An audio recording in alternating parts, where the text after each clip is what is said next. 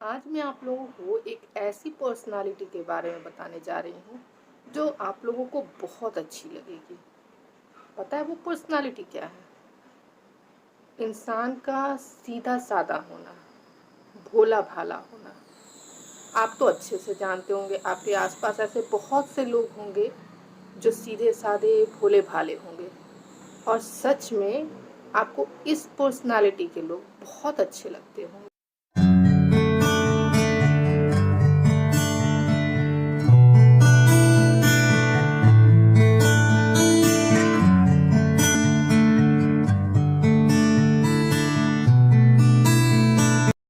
Hello friend, welcome to my channel mamma Beta corner, और मैं हूं आपकी फ्रेंड अंजलि। तो आज हम कुछ इसी बारे में बात करने जा रहे हैं। तो चलिए इस पर्सनालिटी की सबसे जो खास बात है उसके बारे में जानते हैं। जो इंसान सबसे ज़्यादा भोला भाला है और सीधा है, उसकी एक खास बात को जानते हैं। मुझे एक स्टोरी याद है, जब हम स्कूल में पढ़ते थे। मैं आपसे ये शेयर करती हूँ क्योंकि मुझे वो स्टोरी आज तक याद है। तो जब हम स्कूल में पढ़ते थे, हमारे साथ एक लड़की थी, मेरी फ्रेंड ही थी, मतलब क्लासमेट थी।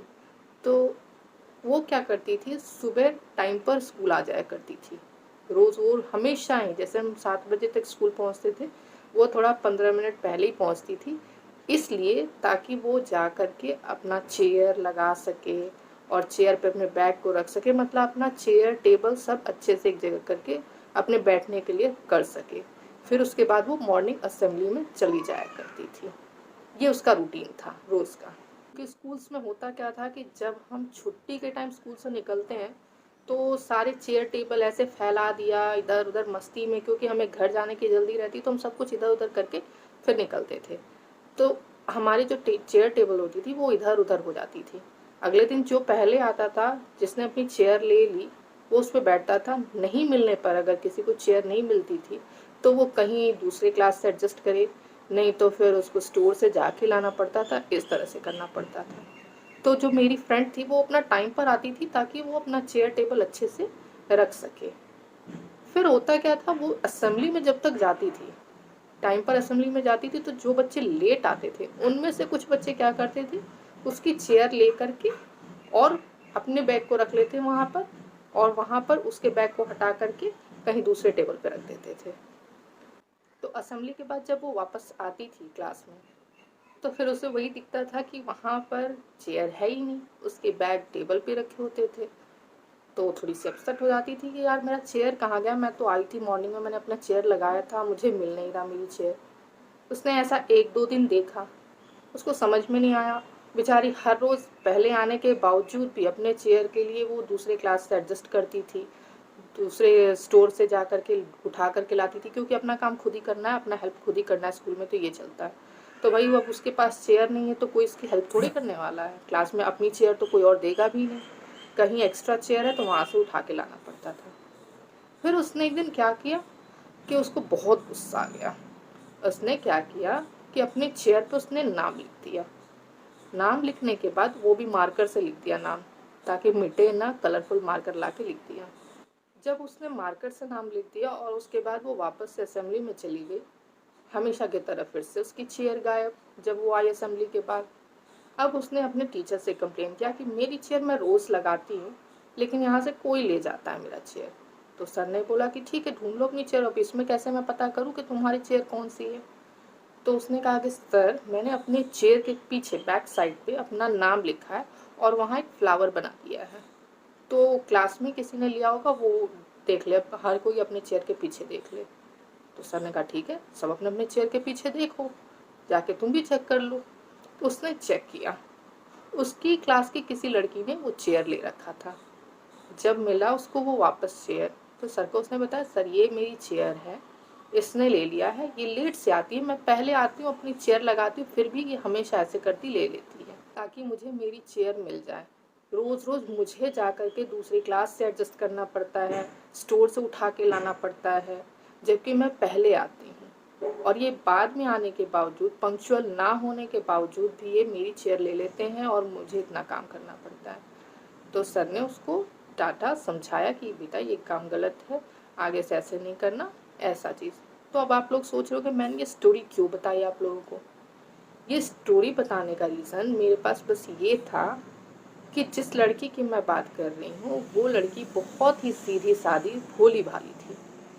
हर हर किसी ने उसके सीधेपन का, भोलेपन का फ़ायदा उठाना चाहा। और अक्सर आजकल इंसान का सीधा साधा होना, भोला भाला होना नुकसानदायक होता है।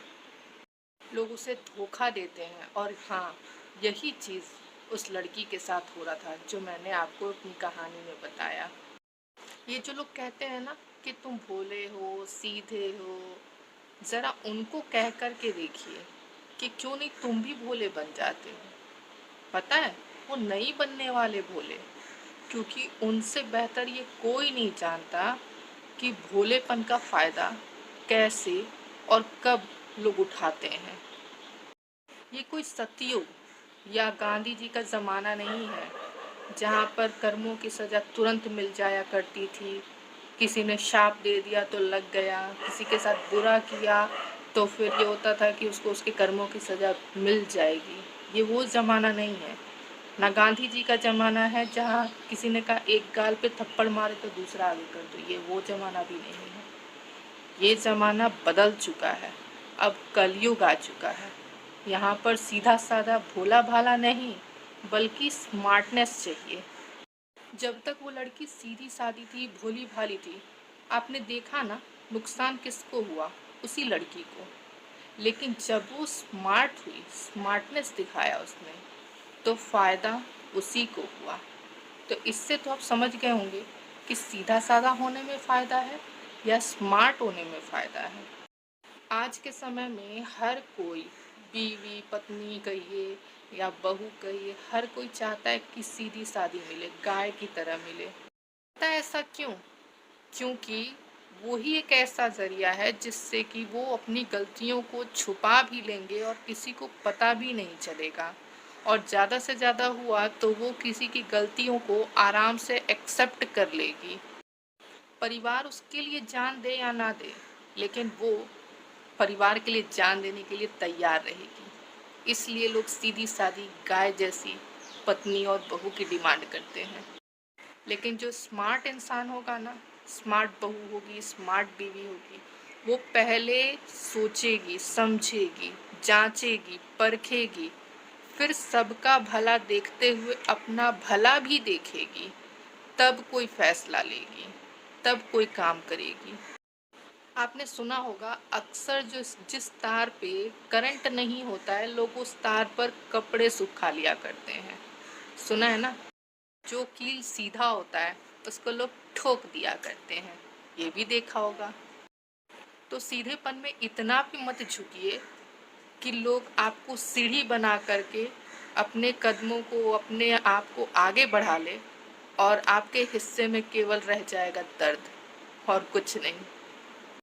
वो तो अपना काम निकाल लेंगे पर आपका कुछ नहीं होगा। आप झुकते झुकते झुकते बिल्कुल दब जाएंगे। इसीलिए सीधा साधा नहीं बल्कि स्मार्ट बनिए, क्योंकि आज के टाइम में सीधेपन, भोलेपन की वैल्यू नहीं बल्कि स्मार्टनेस की वैल्यू होती है। तो स्मार्ट बनिए। किसी भी रिश्ते में सीधापन, भोलापन नहीं होना चाहिए बल्कि स्मार्टनेस होनी चाहिए। इससे आपका हक कोई नहीं ले सकता और पीठ पीछे आपको कोई पागल भी नहीं कहेगा, क्योंकि अक्सर सीधे साधे भोले भाले इंसान को लोग पीठ पीछे पागल ही कहते हैं। तो प्लीज़ पागल नहीं बनिए, स्मार्ट बनिए। तो अगर आपको मेरा ये वीडियो पसंद आया हो तो इसको लाइक कीजिए, थोड़ा सा शेयर भी कर दीजिए और एक सब्सक्राइब कर दीजिए। ठीक है? बाकी खुश रहिए, मुस्कुराते रहिए और स्मार्ट बनिए।